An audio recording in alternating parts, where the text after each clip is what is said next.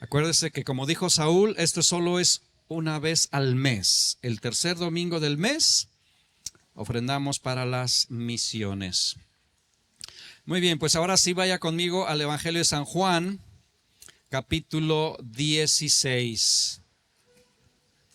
Y bueno, no sé si el reloj corre reloj. Capítulo 16.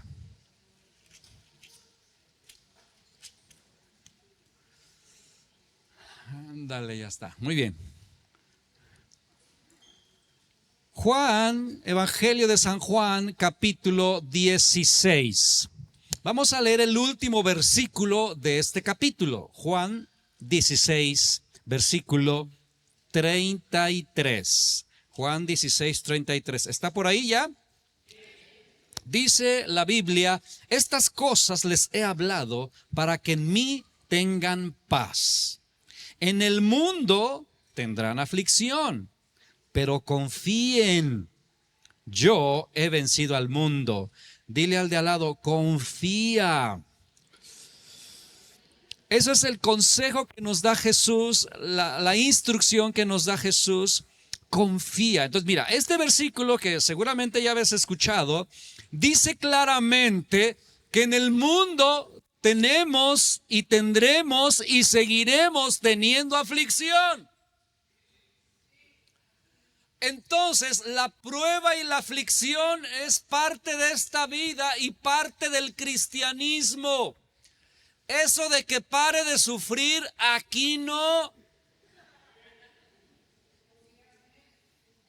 Ni es bíblico aquí, en esta tierra, en esta era, ni es real, eso es mentira.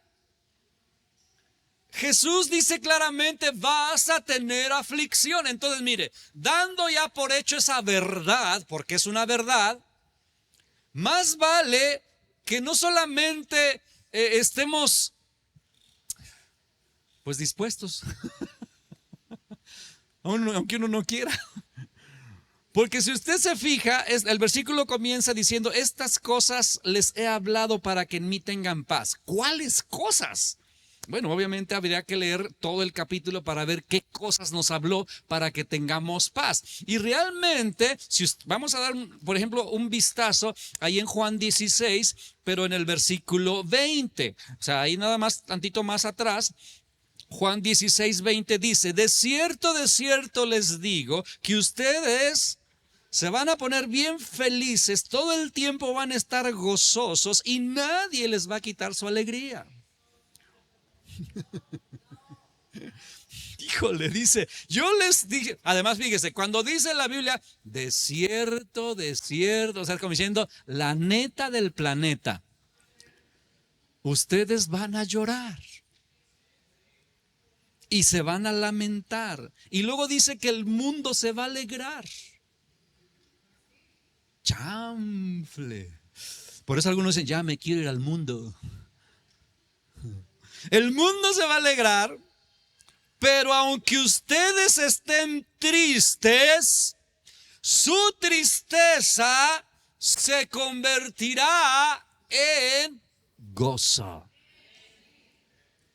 O sea, aquí no dice: ustedes estarán tristes forever, por la eternidad. No, dice: sí van a llorar, sí se van a lamentar, sí van a sufrir, pero va a llegar el momento en donde esa tristeza realmente se convertirá en gozo. Otro versículo ahí mismo, el versículo 1, 16:1. Dice: estas cosas les he hablado para que no tengan ¿qué? Tropiezo. Ahora, primero, en el otro dice: les he hablado esto para que tengan paz. Y también les he hablado esto para que no tropiecen. Es decir, que ustedes tienen que estar conscientes que el sufrimiento es parte de la vida cristiana en este planeta. Porque si ustedes no están conscientes de eso, van a tropezar. Entonces por eso dice, estas cosas les he hablado para que no tengan tropiezo. Ahora, ¿cuáles cosas? Pues las que estamos leyendo. Ahí en el versículo, bueno, si nos vamos al capítulo 15, en el versículo 20, dice, acuérdense de la palabra que les he dicho, el siervo no es mayor que su señor. Si a mí me han perseguido, a ustedes no.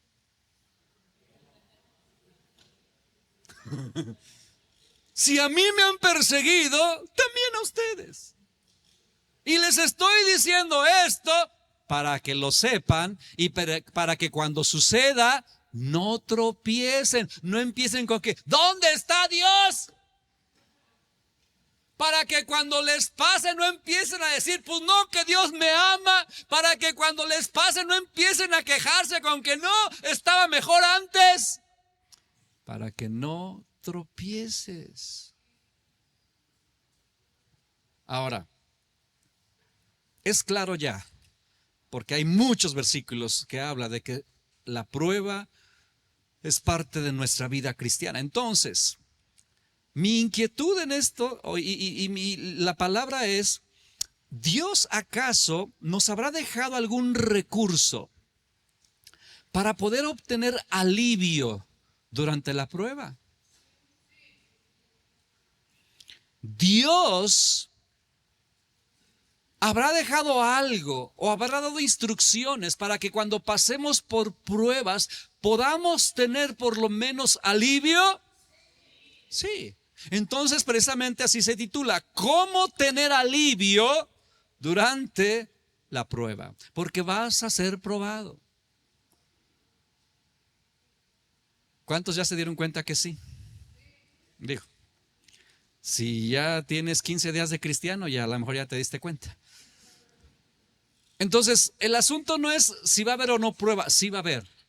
Pero también es cierto que podemos recibir alivio durante la prueba. Y hoy te voy a compartir 4 cosas que Dios nos ha dado para poder tener alivio. Si tú estás pasando prueba incluso en este tiempo, que tú puedas tener alivio, que tú puedas recibir confort, que tú puedas recibir esperanza, que tú puedas recibir ánimo, que tú puedas, aún en medio de la prueba. ¿Está usted listo? La primera cosa que Dios nos dice aquí en la palabra que podemos hacer para encontrar alivio es considerar la fe de otros. Diga conmigo, considerar la fe de otros. Mira, ve conmigo a la carta a los Hebreos. Dale ahí adelante a tu Biblia, la carta a los Hebreos. Considera la fe de otros. Hebreos capítulo 12. ¿Estás por ahí? Me espero tantito.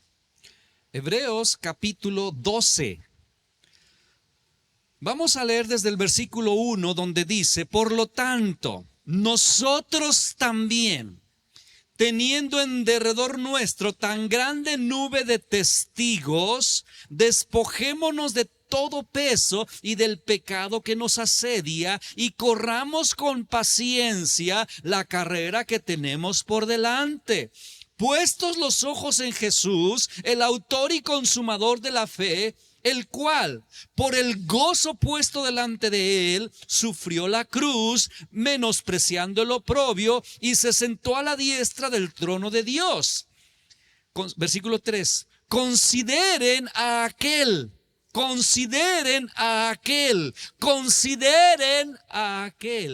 que sufrió tal contradicción de pecadores contra sí mismo, para que nuestro ánimo no se canse hasta desmayar, porque aún no han resistido hasta la sangre, combatiendo contra el pecado.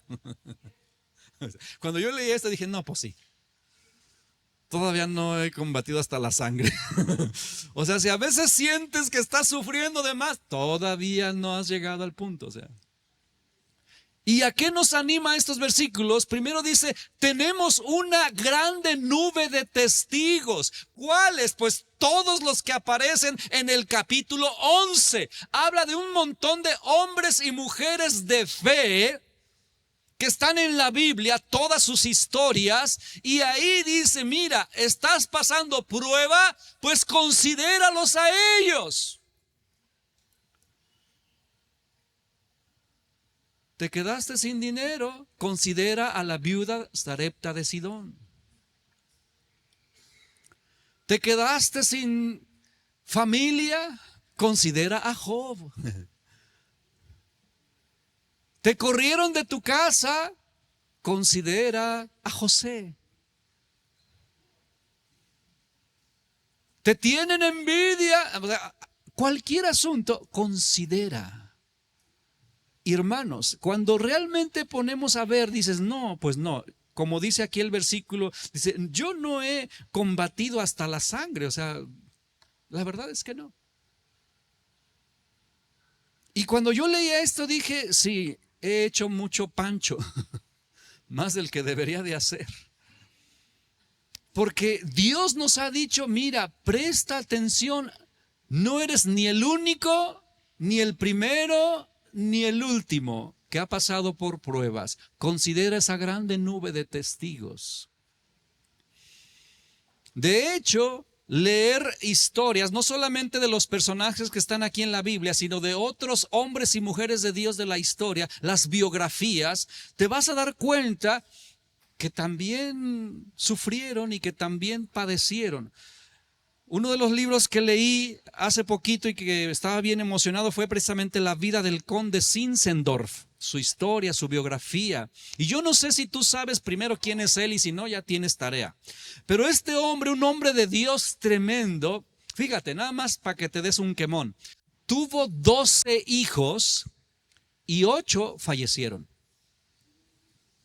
Solo le vivieron 4. Solo 4 llegaron a ser adultos. Todos le morían de niños, de 5, de 9, de 8 añitos, de 3 añitos. Todos se le morían. 12 y solo 4 adultos. Y tú lees la historia y dices, ¡cuánto dolor! Pero cuando yo leía su historia dije, no, de verdad que qué hombre de Dios, y me inspira. Entonces, hermanos, ¿cómo recibir ese aliento? ¿Cómo recibir ese alivio? Considera a otros en su fe. Considera cómo enfrentan sus pruebas. Considera cómo es que hacen, qué hacen. Y te vas a dar cuenta que primero ni estás solo y como te dije, ni eres el único. Y hay un dicho por ahí que dice, no, en lo que tú vienes, yo ya voy. Y te vas a encontrar a más de un hombre y mujer en la fe así. Por eso estás haciendo una tragedia, por eso te estás queriendo suicidar. En lo que tú vienes, yo ya voy. No sé cuántos sabían o saben que nuestra hermana Patty Evans ha estado enferma por meses ya. Y enfermedad rara y grave y tú dices, pero es Roberto Evans, un hombre de fe, profeta de Dios y que ha servido a Dios por tantos años. Y uno piensa y dices, órale. Y ahí están firmes y firmes y firmes y firmes y firmes y firmes.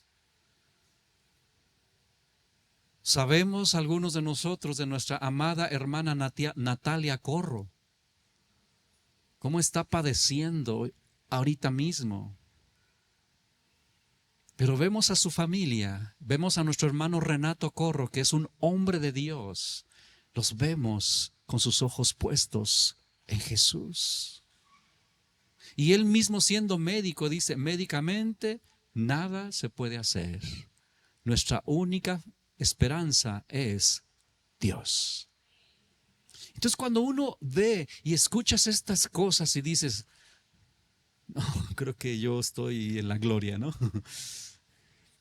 Y esto te da alivio. Entonces es bíblico, hermanos, considéralos. Aquí dice, mira, tenemos una nube de testigos en nuestro alrededor, ¿no? Te estás ahogando en un vaso de agua, pues habla con Noé, ¿no?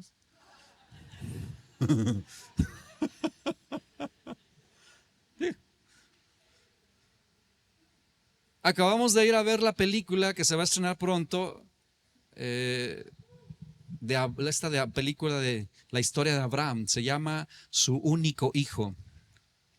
Pronto va a estar en los cines el mes que viene. Es la historia de Abraham.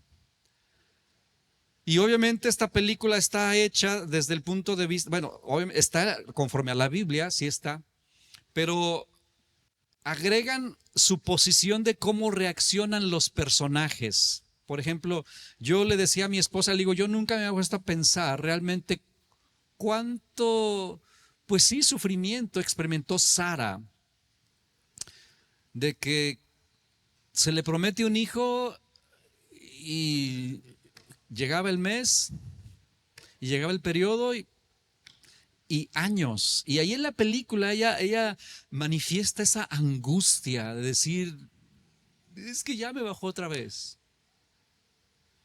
Y yo me puse a pensar, yo conozco parejas así que intentan tener hijos y no pueden. Y es angustioso y es desesperante y es doloroso. Y ella decía, pues yo creo que Dios de plano conmigo no, y ya usted conoce la historia. Pero ahí vemos también cómo Abraham en las noches no puede ni dormir de solo pensar cuando Dios le dice, sacrifícame a tu único hijo al que amas. Y la historia está de decir, oye, es que uno piensa que iba, no sé, angustiado, hermanos, angustiado. La verdad es que sí hace falta y nos ayuda mucho considerar la fe de otros. Ese es mi primer punto para encontrar alivio. Segundo punto, ¿cómo? ¿Cómo encontrar alivio? ¿Estás pasando por pruebas? Bueno, número 1, considera la fe de otros. Número 2, refresca constantemente el conocimiento de la victoria de la cruz.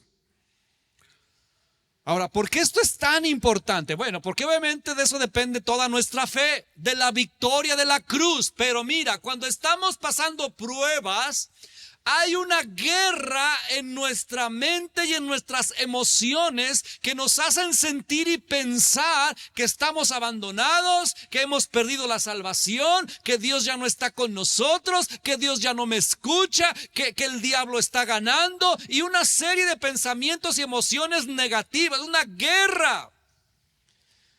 Uno llega a sentir en los momentos duros la hostilidad del mundo, porque tú dices, soy cristiano y estoy batallando muchísimo en esta área, ya sea financiera o en mi salud o en mi familia, y uno ya ni quiere hablar de Cristo porque dicen, ¿con qué cara o con qué fe les voy a decir, acércate a Dios si yo ando todo mal? Y uno siente la hostilidad del mundo, como si todos los demás dieran, a ver qué va a hacer el cristianito. También llegan a sentir incluso la hostilidad de la misma iglesia. Y eso es triste, duro y difícil cuando tú estás pasando por pruebas personales y sientes la hostilidad de la iglesia. No sé por qué, pero uno realmente ve moros con tranchetes en la misma iglesia. Sientes que todo el mundo te está observando, sientes que todo el mundo te está criticando. ¿Por qué? Porque tú estás sufriendo y no falta por ahí alguno que te diga, hermano, hermana, tenga fe. Échele ganas, ¿no? No falta por ahí alguno que te diga, oye, pues, ¿qué pecado hiciste? O ya cortaste con las generaciones, ¿verdad? Con las maldiciones. O oye, no te estarán haciendo brujería. Y todo un montón de rollos en la misma iglesia. Y tú dices, ¿para qué voy a la iglesia? Me siento ahí observado, criticado, juzgado. También en esos momentos uno puede llegarse a sentir con la hostilidad de tu propio pecado, porque tú mismo estás luchando con dudas, con confusión y con pecado, y dices, pues de plano yo ya no tengo esperanza. Pecador yo también, entonces ¿para qué voy a la iglesia? El mundo está en mi contra, el mundo me ataca, la iglesia también, yo también, el diablo también, todo mundo. Y peor tantito, escúchame bien, peor tantito si llegas a sentir la hostilidad de Dios. lo cual obviamente es un engaño. Pero uno llega a pensar eso, que hasta Dios mismo está enojado conmigo. Dios trae su garrote bien puesto y nomás está esperando a ver a qué horas. Entonces imagínate, ¿a dónde le corres? ¿Para dónde te acercas? ¿Al mundo? No. ¿En la iglesia? Tampoco. ¿Con Dios? Tampoco. Y ese es el momento más vulnerable que podemos pasar si nos llegamos a sentir así. Porque cuando estamos bajo presión, bajo pruebas duras, toda esta guerra está en nuestro interior. Y ese es el momento, hermanos, ese es el momento en donde tú tienes que echar mano del conocimiento que tengas de la victoria en la cruz. Por eso es importantísimo que tú entiendas lo que realmente pasó en la cruz, que tú entiendas qué es la redención, que tú entiendas toda la expiación, toda la verdadera victoria que ahí hay. Porque si tú no la entiendes, vas a ser presa muy fácil de tus propios pensamientos.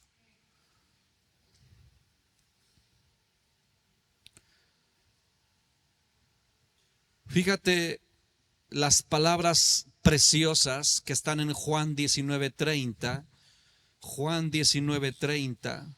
Estamos hablando de que cómo recibir alivio.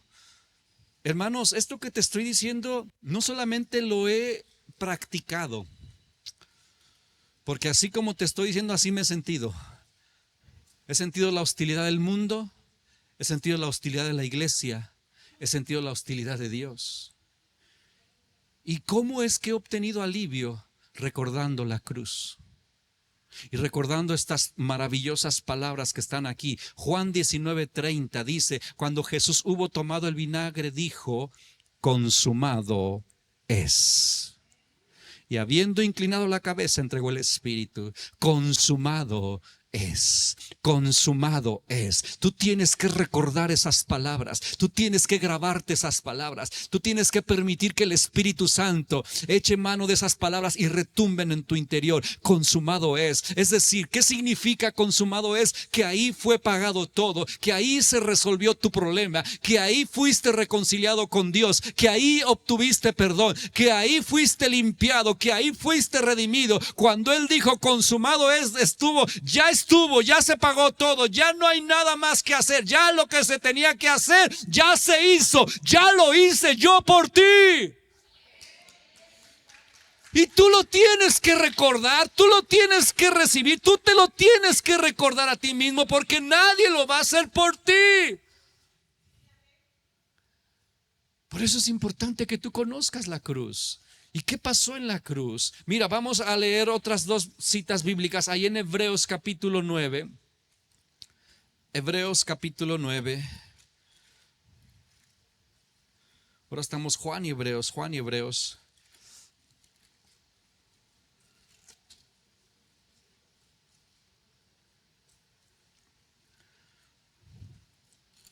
¿Llegaste a Hebreos 9?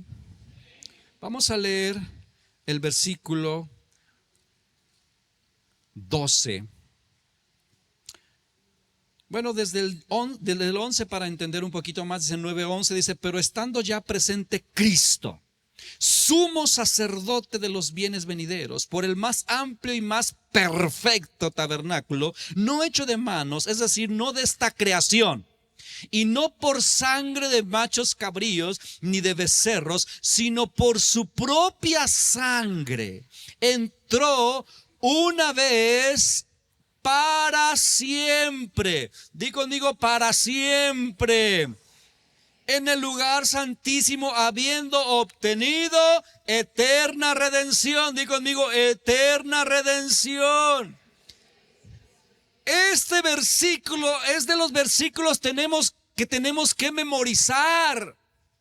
Porque tú te tienes que recordar a ti mismo cuando te sientas lleno de condenación, lleno de culpa, cuando te sientas desechado, cuando sientas que Dios no te ama, cuando te sientas que Dios no está contigo. Tú tienes que recordarte: no, Cristo murió en la cruz, Él dijo consumado es, y Él entró una vez para siempre, y para siempre significa para siempre ya.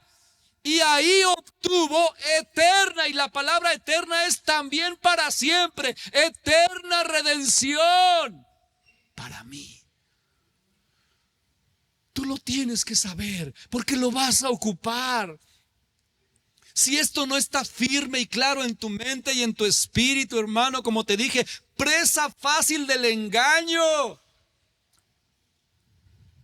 Fíjate lo que dice el versículo 14, dice: cuánto más la sangre de Cristo, el cual mediante el Espíritu eterno se ofreció a sí mismo sin mancha a Dios, limpiará tu conciencia de obras muertas para que sirvas al Dios vivo. Versículo 24, estamos ahí en Hebreos 9, dice: porque no entró Cristo en el santuario hecho de mano, figura del verdadero, sino en el cielo mismo, para presentarse ahora ¿por quién? Ahí en la palabra nosotros estás tú y yo. Se presentó por mí. Tú puedes decirlo y debes decirlo. Cristo se presentó por mí. Dilo: Cristo se presentó por mí. Créelo, saboréalo, recuérdatelo cuantas veces, porque es Él por ti. Pero es que yo he hecho cosas malas, Él se presentó por ti. Pero es que Dios, Él se presentó. Pero es que, cállese. Él se presentó por mí. ¿Ante quién? ¿Qué dice ahí? ¿Ante quién? Ante Dios. Cristo se presentó por mí ante Dios, y no para ofrecerse muchas veces, como entra el sumo sacerdote en el lugar santísimo cada año con sangre ajena. De otra manera le hubiera sido necesario padecer muchas veces desde el principio del mundo. Pero ahora, en la consumación de los siglos, se presentó ¿cuántas veces? ¿Para qué? Para siempre. Esas son las palabras claves. O sea, no es necesario que se vuelva a presentar por ti. Ya se presentó, ya te justificó, ya te perdonó, ya se reconcilió contigo, ya sucedió. Consumado es. Fíjate lo que dice el capítulo 10, estamos ahí mismo, capítulo 10, pero ahora el versículo 14. Solo reafirma esto una y otra vez. Dice: porque con una sola ofrenda hizo ¿qué? Solo por 15 minutos mientras no pecas. Para siempre. Hizo perfectos para siempre. ¿A quiénes? A los santificados. ¿Y quiénes son los santificados? ¿Hay algún santificado aquí? Yo. ¿Qué significa santificado? Que alguien vino y te limpió y te perdonó y te puso en un estatus que tú no tenías. No lo hiciste tú. No fueron tus obras buenas. No fue que te fuiste de rodillas. No, fue que Cristo murió en la cruz y dijo: consumado es. Por ti lo hizo, para ti lo hizo. Te santificó, Él te apartó, Él te dijo: véngase para acá, véngase para acá. Tú eres mío. Para siempre. Esto es importante que nos lo recordemos, porque lo vas a ocupar.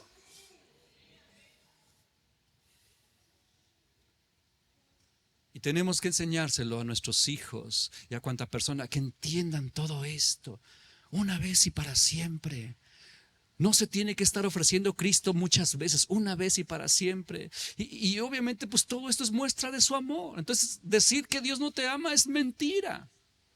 ¿Estás sufriendo? Sí. ¿Estás padeciendo? Sí. ¿Tienes problemas muy fuertes? Quizás sí. Algunos quizás no se resuelvan, a lo mejor no.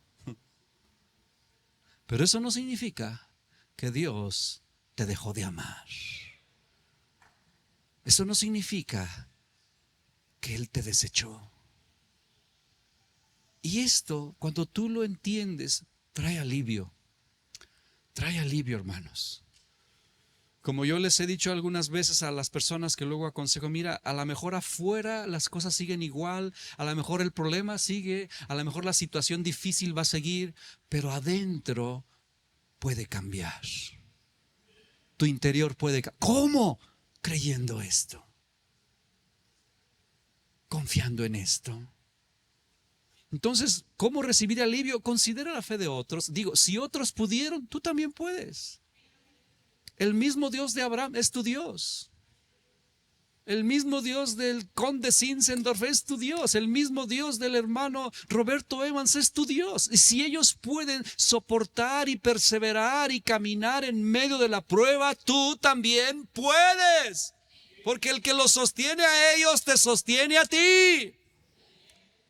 ¿Qué tienen ellos? Que simplemente creyeron lo que dice la Biblia. Tercer cosa, ¿cómo obtener alivio? Tercer cosa, teniendo una mirada del futuro. Ya conmigo, una mirada del futuro. Ahora, cuando digo el futuro, aquí puede haber controversia, pero bueno. Esta mirada del futuro no es una mirada al estilo la hermana Yuri. Digo porque sí es hermana. De que siempre vendrán tiempos mejores. Yo sé que ella canta mejor. O sea, no es el punto ese, porque mire, no sé en qué momento eso se metió a la iglesia. Pero en la Biblia no nos enseña que en esta tierra, en este planeta y en esta era van a estar viniendo tiempos mejores. Nos enseña al revés. Y eso es parte del conflicto. Que si usted está creyéndole la doctrina de que siempre vendrán tiempos mejores, ¿sabes qué va a pasar? Te vas a decepcionar. Tengo 50 años de cristianos y ¿cuáles tiempos mejores? Está peor cada vez la cosa. Pues es que así dice la Biblia. ¿Fue Yuri la que dijo que vendrán tiempos mejores?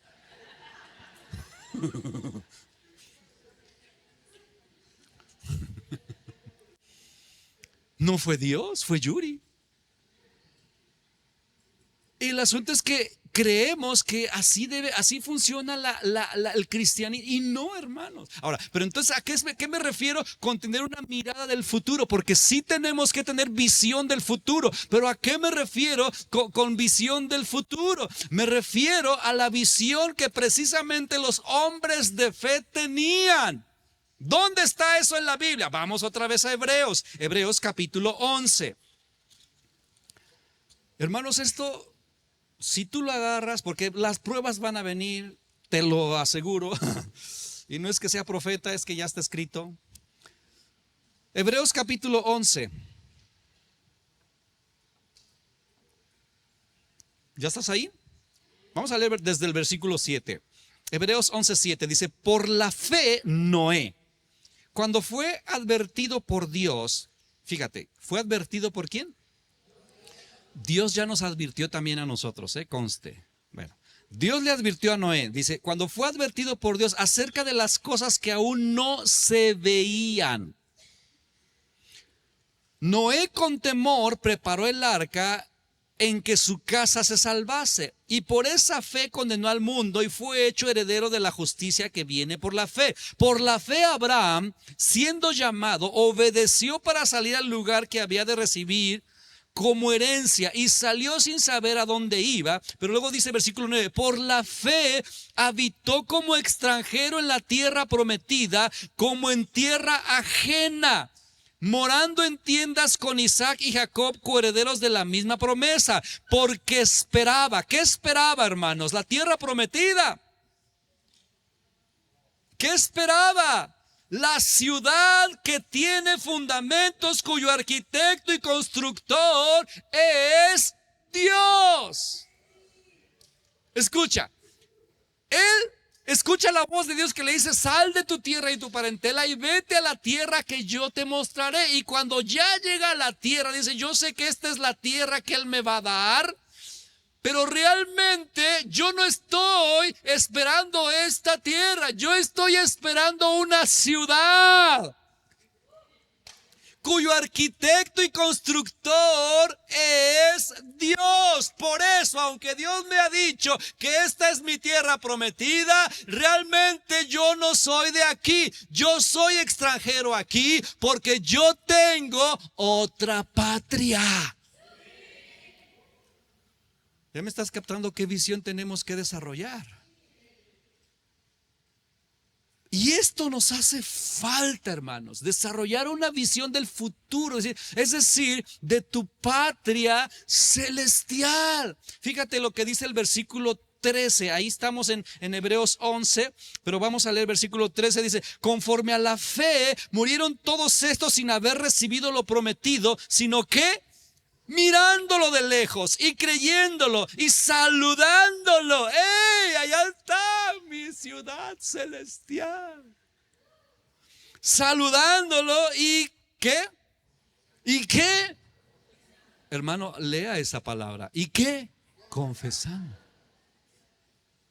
Nos hace falta confesar más a menudo que no somos de aquí, que este no es mi destino final, que esto no es todo lo que Dios tiene para ti. Yo tengo un destino diferente al que tengo aquí.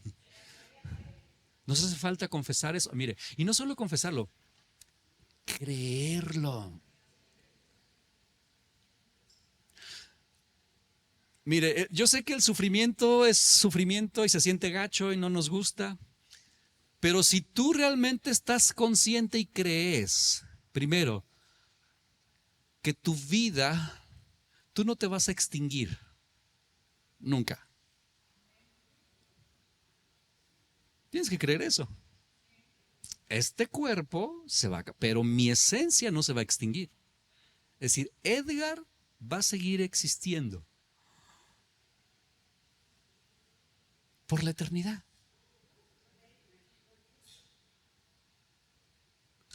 Y esto es parte de la visión. O sea, es decir, yo voy a seguir existiendo. O sea, si tú simplemente comienzas a pensar en eso, oye, yo voy a seguir existiendo. Aunque me muera aquí, voy a seguir existiendo. Vas a seguir existiendo. Tú no te vas a extinguir. A algunos ni les cabe la idea. Tú, sí, tú. No vas a ser otro raro, no, tú. Tu esencia como Dios te hizo va a seguir existiendo. Es parte de empezar a visualizar el futuro, porque es lo que aquí nos enseña, es lo que aquí nos dice. Ahora, estamos leyendo el versículo 13, vamos a seguir leyendo. Dice, y confesándolo, dice, que eran ¿qué? Extranjeros y peregrinos sobre la tierra, porque los que esto dicen claramente, dice, porque los que esto dicen claramente dan a entender que ¿qué? Que buscan una patria. Pues si hubiesen estado pensando en aquella de donde salieron, ciertamente tendrían tiempo de volver, pero que anhelaban una mejor. Esto es ¿qué? Celestial. Por lo cual Dios no se avergüenza de llamarse Dios de ellos, porque les ha preparado una ciudad. Esto no genera ni el gozo, ni la confianza, ni la fuerza que debería generar si creyéramos y estuviéramos más conscientes de estas verdades. Pero esto lo necesita la iglesia. Mire, hermanos, si analizamos la historia de los cristianos del primer siglo, ellos tenían esto como una fuente de impulso, de aguante. O sea, ellos sufrían sabiendo que aquí no iba a quedar su vida. O sea, que esto solo era pasajero, que esto solo era momentáneo. Y esto es una manera de consuelo real. Y escúchame bien, algunos dicen, ya me quisiera morir, pero lo dicen solo pensando en, para no sufrir más. Y yo digo, pues está bien tu idea, pero te estás quedando bien cortito. O sea, cuando tú resucites, porque vas a resucitar, resucitarás para vivir por la eternidad en un cielo nuevo y en una tierra nueva, con Cristo. Y ahí no solamente ya no vas a sufrir, vas a vivir en plenitud. No habrá dolor, no habrá llanto, no habrá temor. Estarás libre, estarás sano por la eternidad. Podrás deleitarte, podrás alegrarte, podrás convivir con personas que amas, podrás hacer cosas que te gustan, podrás disfrutar por la eternidad. Y esta es nuestra esperanza. Mira cómo dice Primera de Pedro. Ve conmigo, Primera de Pedro.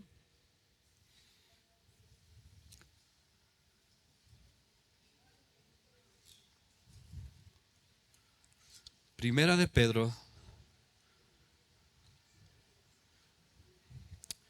No la anoté, pero la tengo acá. ¿Ya estás? Primera de Pedro capítulo 1 versículo 3. Escucha bien la escritura, porque Dios quiere enseñarnos a enfrentar las pruebas, hermanos. Dice 1:3: bendito el Dios y Padre de nuestro Señor Jesucristo, que según su grande misericordia nos hizo ¿qué? Renacer. Primero nos hizo renacer, pero luego dice ¿para qué? Para una esperanza viva. Fíjate qué calificativo le pone a la esperanza. Es una esperanza viva. Y luego ¿qué sigue diciendo? ¿Por qué? Por la resurrección de Jesucristo de los muertos. ¿Para qué? Para una herencia incorruptible, incontaminada e inmarchitable, reservada en los cielos para ustedes, que son guardados por el poder de Dios mediante la fe para alcanzar la salvación que está preparada para ser manifestada en el tiempo postrero, en lo cual ustedes ¿qué? Se alegran. Pero aquí está el punto, que la iglesia no se alegra en eso. Por eso es importante meditar en la era venidera, porque realmente eso nos debe dar gozo. Entonces tenemos ya un motivo de oración, hermanos. Señor, ayúdame a prestarle atención a las verdades de la era venidera, a estudiarlas, a meditarlas, a masticarlas, a imaginarlas incluso, para que eso me produzca un gozo que otra cosa no me lo va a dar. Y ese gozo es combustible que nos ayuda a tener alivio. Hermanos, así es como le hacían antes. No existía el paracetamol, ni el psiquiatra. ¿Cómo aliviaban sus angustias? ¿Cómo aliviaban su ansiedad? No era con terapia psicológica, era recordando, pero este cuerpo un día va a resucitar glorificado y yo voy a poder disfrutar del cielo nuevo y de la tierra nueva. Así que comienza a imaginarte cómo va a ser ese cielo nuevo, cómo va a ser esa tierra nueva, donde por lo menos sí sé que va a haber harta comida y que no voy a engordar y que no se me va a inflamar la panza y que no me va a dar diarrea y que voy a poder comer lo que me prohibió el doctor. Por lo menos alégrate con eso, hermano. Por lo menos. Ahora, esto es real. Digo, a menos que no creas la Biblia. Es que mira, escucha bien. Señor, ayúdame a tratar de explicar esto, porque sé que puede ser controversial. Nos hemos enfocado en este tiempo en la iglesia en estar buscando respuestas solo para el momento. Ahora, no es que sea malo, pero el punto es que ya es solo una obsesión. Respuesta para este momento, para que yo no esté triste, para que Dios me sane, para que Dios me prospere, pero para este momento, todo para este momento, como si aquí fuera a quedarme para siempre como es. ¡No!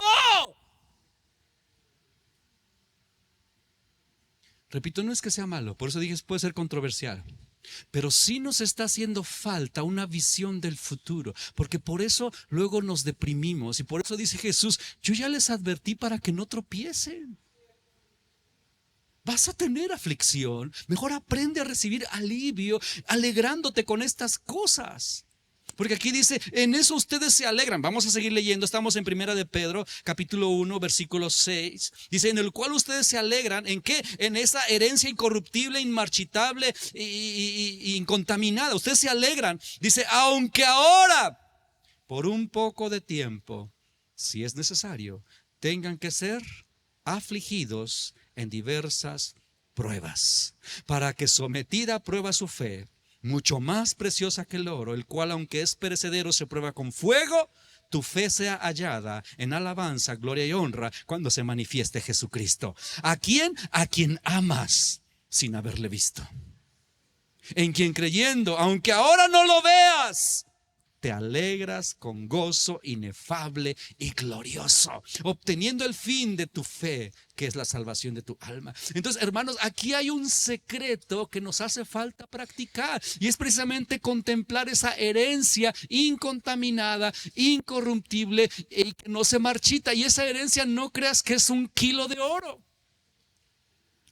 es una vida eterna en un cielo nuevo, una tierra nueva, donde Dios viene a vivir con nosotros y donde podremos caminar como caminaba Adán con Dios, al aire en el huerto, hablar con Él, mirarlo con estos ojos, conversar y comer con Él y disfrutar la vida aquí en una nueva tierra, donde seguramente va a haber árboles, pasto, pájaros, perros y todo lo que te guste.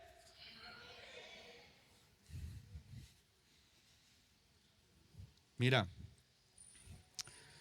es necesario, fíjate cómo dice Colosenses capítulo 3. Me quedan 4 minutos y ya casi acabo. Colosenses capítulo 3. ¿Cómo adquirir alivio? Así dice la Biblia, hermanos. Esto nos da alivio en el tiempo de prueba. Primera de Tesalonicenses capítulo 4. No, perdón. Colosenses 3.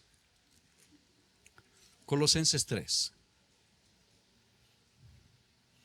¿Ya estás por ahí? Vamos a leer versículo 1. Dice, si tú has resucitado con Cristo, ¿qué tienes que hacer? Buscar las cosas de arriba, donde está Cristo sentado a la diestra de Dios. Pon la mirada en la herencia que te va a dejar tu tío el rico. Pon la mirada en las cosas de arriba, no en las de la tierra, porque han muerto y vuestra vida está escondida con Cristo en Dios. Cuando Cristo, vuestra vida, se manifieste, entonces ustedes también serán, ¿qué? Manifestados con Él en gloria. Entonces, aquí fíjate qué nos está diciendo. Has resucitado con Cristo, entonces, ¿qué tienes que hacer? Busca las cosas de arriba. La pregunta es, ¿cuáles cosas? ¿Sabes? Lo primero que quiero que veas es que está hablando en plural. No está diciendo busca la cosa de arriba. Porque leemos esto y lo resumimos a una cosa. Hay que buscar a Dios, hermano. Ahora, obviamente. Pero lo hemos reducido a eso. Busca las cosas de arriba. Luego mi máquina lo traduce, busca a Dios.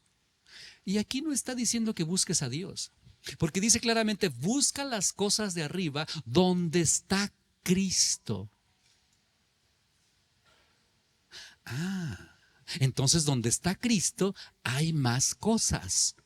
¿Cuáles cosas? ¿Qué es? Porque aquí dice que las busquemos. Y no solo eso, sino que pongamos la mirada en eso. Aquí hay un secreto. Porque la palabra dice busca las cosas de arriba. La palabra buscar tiene que ver como cuando dice que Jesús vino a buscar y a salvar lo que se había perdido. O como cuando dice que una mujer perdió una moneda y la estuvo buscando con diligencia. O como también la parábola que dice de que un hombre busca una perla preciosa. O sea, es el mismo concepto. Hay que buscar con interés, hay que buscar con diligencia, hay que buscar con ganas, hay que buscar con deseo. Ahora, ¿por qué? Porque tienes que saber qué estás buscando. Si tú no sabes qué estás buscando, No solo ni lo vas a encontrar, ni vas a querer buscar. Andamos. ¿Qué estás haciendo? Buscando. ¿Y qué estás buscando? No sé. Es ridículo, ¿no? No sé. Solo que busque a la de arriba. ¿Qué? No sé. Pero hay que buscar porque así dice la Biblia. Hermanos, el cielo. Ahora, cuando se nos habla la Biblia o cuando hemos creído que los que se mueren en Cristo se van al cielo, todo eso es una clase que quiero dar, la verdad. Porque tenemos que entender más cómo está este rollo. Se van, se queda aquí el cuerpo y se va el espíritu. Y entonces allá arriba cómo hacen o cómo viven o flotan o no flotan o se la pasan alabando a Dios toda la vida. Algunos por eso no les entusiasma el cielo, porque creen que es una reunión de iglesia eterna. Pobres músicos. Diego, imagínate, Forever tocando ahí. O sea, no, así no es, hermano. O sea, si tú piensas que estar en el cielo es una reunión de la iglesia eterna, no, no es así. Y a algunos por eso no les entusiasma eso, porque dicen, no, y luego cantan re feo.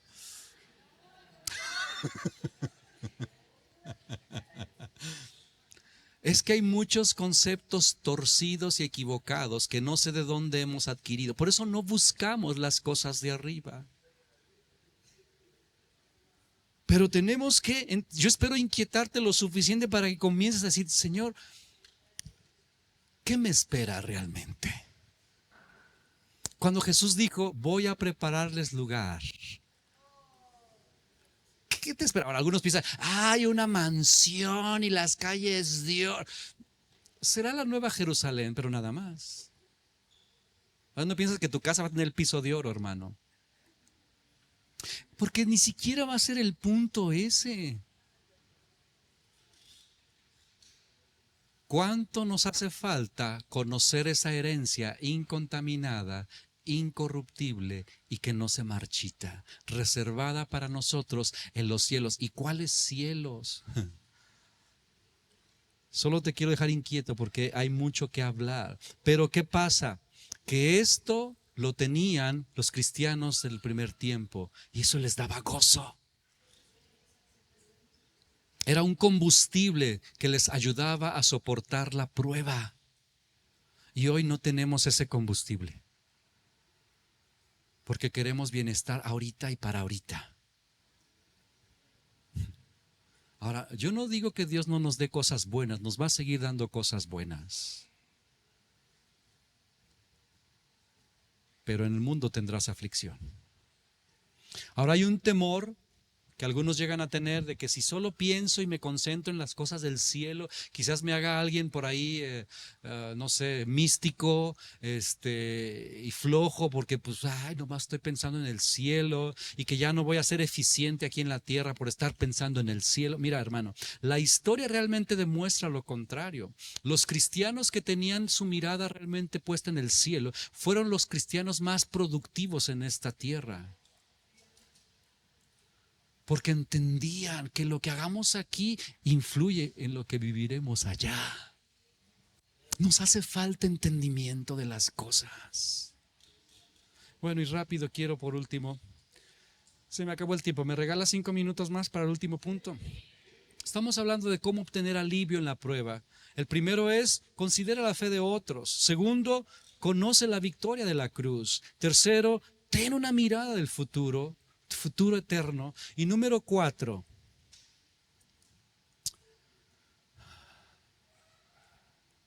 busca o más bien métete a su presencia, hermanos. Mira, ese es, si podemos usar la palabra recurso, quizás es el recurso más poderoso para aliviar nuestra vida durante la prueba. Ve conmigo al Salmo 73. Es solo un ejemplo. Salmo 73.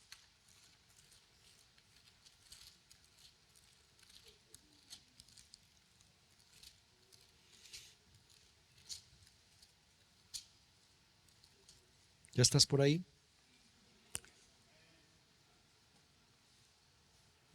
Salmo 73. Vamos a leer versículo, pues desde el 1. Dice, ciertamente es bueno Dios para con Israel, para con los limpios de corazón. Luego dice versículo 2, aquí empieza la historia. Dice, en cuanto a mí, casi se deslizaron mis pies. Por poco resbalaron mis pasos. ¿Por qué? Porque tuve envidia de los arrogantes, viendo la prosperidad de los impíos.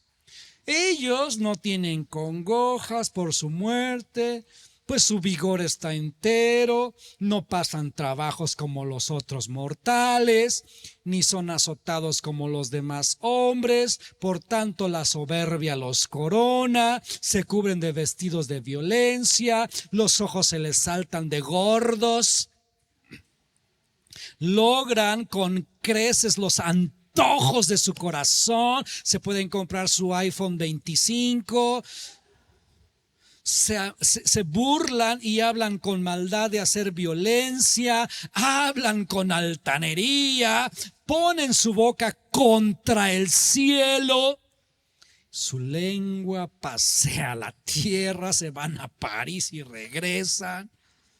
Por eso Dios hará volver a su pueblo aquí, y aguas en abundancia serán extraídas para ellos. Y dicen además, ¿cómo sabe Dios? Y hay conocimiento del Altísimo. He aquí estos impíos, sin ser turbados del mundo, alcanzaron riquezas. Verdaderamente en vano me hice cristiano, he limpiado mi corazón y he lavado mis manos en inconsciencia, pues he sido azotado todo el día y castigado todas las mañanas. Si dijere yo, hablaré con ellos, he aquí a la generación de tus hijos engañaría. Cuando pensé, para saber esto, fue duro trabajo para mí. Versículo 17. Hasta que entrando en el santuario de Dios, comprendí el fin de ellos. Este es un salmo que yo doy gracias a Dios que existe, porque cuántos no hemos caído en esa trampa en algún momento, de pensar y de ver, mira, mi familiar que ni es cristiano y trae su coche del año. Mira, los vecinos que son bien narcos se van de vacaciones cada año. Mira, el tío, la tía, mi jefe, etcétera, etcétera, etcétera. Y si tú estás pasando, escúchame bien, por pruebas, esta tentación es muy grande. Porque empiezas a pensar, y soy el pobre de la familia. Soy el cristiano, pero el más pobre. Y empieza a rondarte. Si tú no tienes cuidado, te deslizas, como dice aquí, por poquito. Pero ¿en qué momento cambió eso? Cuando entré a la presencia de Dios.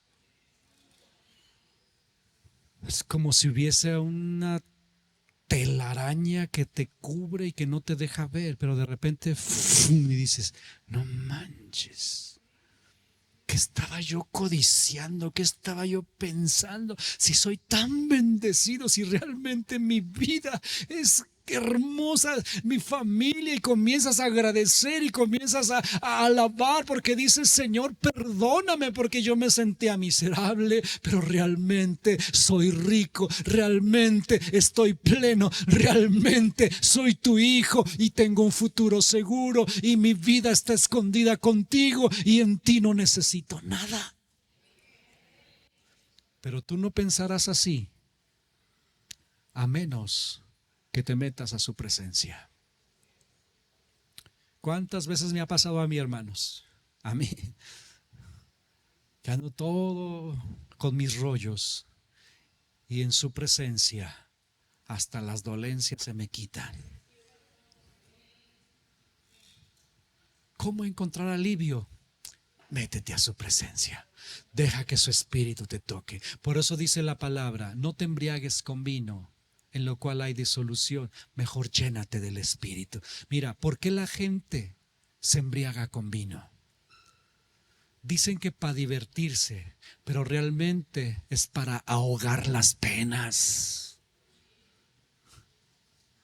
para escaparse un ratito de sus rollos, para relajarse se echan las chelas. ¿Ya se te antojó, verdad? O sea, realmente lo que quieren es precisamente encontrar alivio. Pero la Biblia dice, ahí no encuentras el verdadero alivio. Lo encuentras llenándote de mi espíritu.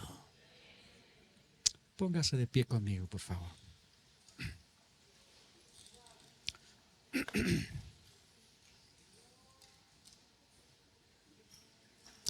Recuerde las 4 cosas. 4 cosas. Número 1, ¿cómo encontrar alivio? Considera la fe de otros, hombres y mujeres de Dios que han podido permanecer. Tú también puedes. Número 2, medita en la cruz. A mí me ha ayudado tanto eso. Hay momentos donde yo me siento fatal y solo le digo a Dios, yo me abrazo de la cruz y no me suelto. Quizás como aquella mujer que pensó, si tan solo toco el borde del manto, yo no estoy tocando el borde, yo estoy abrazando la cruz. Y sé que ahí estoy seguro. Y sé que ahí puedo tener paz. Y sé que ahí puedo encontrar alivio. Recuerda también mirar y contemplar tu futuro eterno. No te vas a extinguir. Vivirás para siempre con el Señor. Y métete a su presencia, porque en su presencia hay plenitud de gozo, delicias. Señor, tu palabra tiene la respuesta para cuando nos sentimos muy afligidos. Tú nos advertiste que tendríamos aflicción, pero también nos dijiste, confíen, yo he vencido. Tú no nos dijiste como esa secta que aquí pararíamos de sufrir, no. Pero sí nos advertiste para que no tropezáramos cuando pasemos por diversas pruebas. Ayúdanos a recibir alivio cuando estemos pasando por pruebas. Enséñanos y abre nuestros ojos para contemplar nuestra patria celestial. Te lo ruego para mí, mi familia y cada uno de mis hermanos presentes. Enséñanos estas cosas en el nombre de Jesús. Amén. Que Dios le bendiga. Gracias.